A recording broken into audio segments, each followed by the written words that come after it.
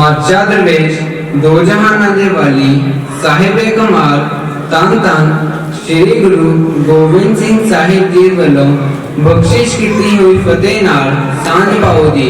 वाहिगुरु जी का खालसा वाहिगुरु जी की फतेह। अज दास ने आप जी दे नाल खालसे की सिरजना अते अमृत छकना क्यों जरूरी है विषय उपर कुछ विचार साझे करने हैं। सिख कौम दे महान विद्वान सरदार करम सिंह जी हिस्टोरियन एक बड़ी ही कमाल की गल लिखते हैं कि प्रचारक खोजियां अते इतिहासकारां नूं वड्डी उम्र दे बजुर्गां कोल बैठना चाहिए है क्योंकि इन्हां कोलों ओह घटनावां पता लग जांदियां हन जो कि गुरमत दे सुनहरे सिद्धांतां नूं स्पष्ट करदियां हन ते जो आम तौर ते किताबां विच लिखियां नहीं मिलदियां। अमृत की है? अमृत एक सुंदर संपूर्ण मनुख की सिरजना करने वाली वस्तु का नाम है। जे मनुख वधिया जीवन जांच जिउं रहा है उसका जीवन अमृतमय है।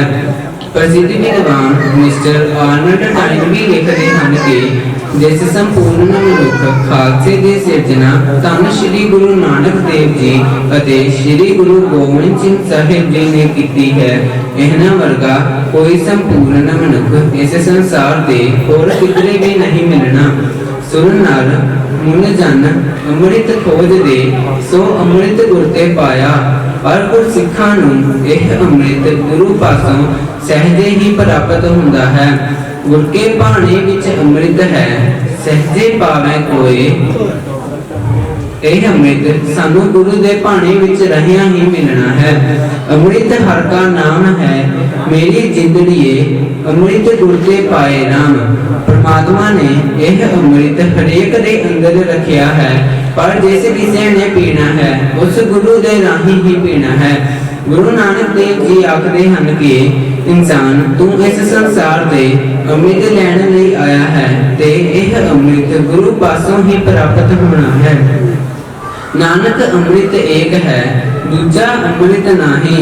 अमृत विच कुछ गुणा का होना बहुत जरूरी है। केवल पानी विच पतासे पाउण नाल ही अमृत नहीं बनता। जिवें कि कड़ाह प्रसाद चीज़ां की विधि अनुसार बनता है। कोई भी चीज घट रह जावे तां ओह कड़ाह प्रसाद नहीं। इसे तरह अमृत विच भी 5 गुण होने बहुत जरूरी हैं। भगति शक्ति त्याग निम्रता अते कोमलता। पर यह 5 गुण सानू प्राप्त किथों होने हैं? यह 5 गुण सानू गुरबाणी तो प्राप्त होने हैं। जपजी साहिब तो भक्ति जाप साहिब तो शक्ति सवैये तो त्याग चौपे साहिब तो निम्रता अते आनंद साहिब तो कोमलता। इसे लिए 5 प्यारे साहिबान अमृत का बाटा तैयार करते समय पानी विच खंडा फेरते हुए 5 बाणियां का पाठ करते हैं। 5 सिंह जो अमृत देवे ताको सिर तर पुंशक लेवे।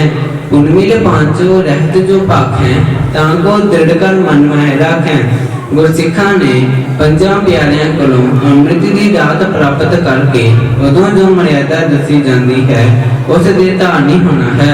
सिंघां ने 5 ककारां दे धारनी होना है। गुरबाणी नाल जुड़ना है।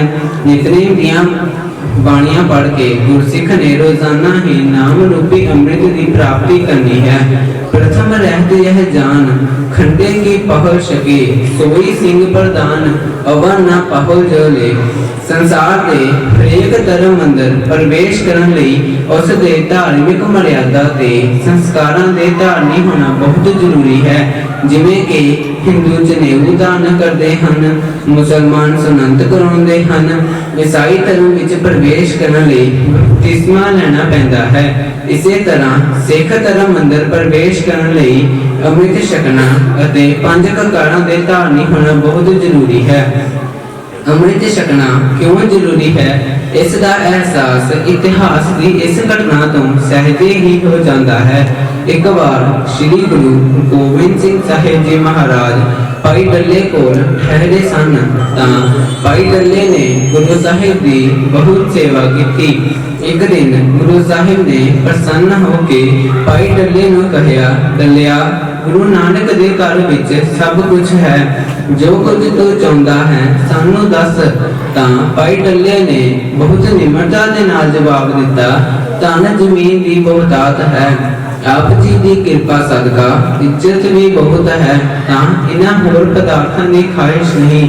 जे तुम उठे हो तां अपने चरणों विच पीढ़ी जिन्नी जगह दे दिओ। गुरु साहिब ने उत्तर दिता, तुम साडी सेवा दुनियावी वस्तुओं दे नाल कीती है, बदले विच असीं भी तैनूं सिर्फ दुनियावी वस्तुआं ही दे सकदे हां। जो कुछ तू मंगदा है वह पैसे नाल नहीं मिल सकदा, इत्थे तां तन मन भेंट करने पैंदा है। जे गुरु साहिब की नेड़ता हासिल करनी चाहता है तां जाके पंजां प्यारिਆਂ ਕੋਲੋਂ अमृत की दात प्राप्त कर। भाई टल्ले ने गुरु हुक्मां नूं मन के अमृत छकिया ते अपने परिवार नूं भी अमृत छकाया ते डल्ला सिंह बन गया। मनुख का पहला जन्म उसके माता पिता के संजोग नाल हुंदा है। मात पिता संजोग उपाय रकत पिंड मित पिंड कराए। इस तरह मनुख के दो जन्म हुंदे हन। सतगुर कै जन्मै गबन मिटाया, सतगुर स्यों चित ना लायो, हर नाम ना लगियो प्यार, मत जानो तुम जीव दे आप मारे करतार। सतगुर जी कहते हैं कि उसनों जिंदा ना समझ लेना, वह आत्मिक तौर पर मरिया होया इंसान है।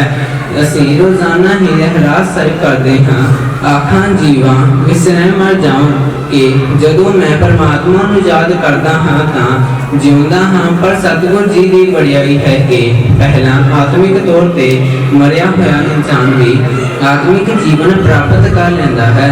सो जीवे जिस मन बसिया सोए, नानक अवन जीवे कोई। जिसने परमात्मा नूं याद रखिया वह हमेशा लिए जिउंदा है। कई लोग आखदे हन कि अमृत छकना एक पुरानी रस्म है ते अज दे समय विच इस दी कोई लोड़ नहीं।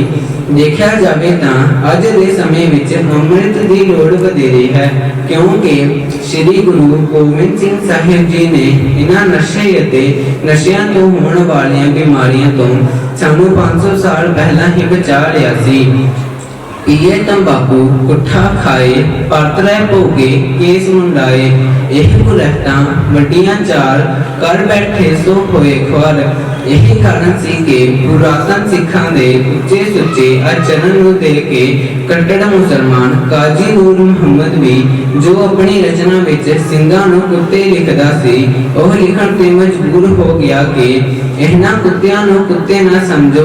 जद देख जंग दे मैदान विच खंडा चलाउंदे हन तां शेरां वाली फुर्ती नाल लड़दे हन। सो ये सारे भाग का सिੱਟਾ है कि आओ ਸਿੰਘੋ अमृत छकीए अते गुरु जी की नज़रां विच प्रवान होइए। सो इतनियां बेनतियां प्रवान करनियां, कोई भुल गलती खिमा बख्शनी। वाहिगुरु जी का खालसा, वाहिगुरु जी की फतेह।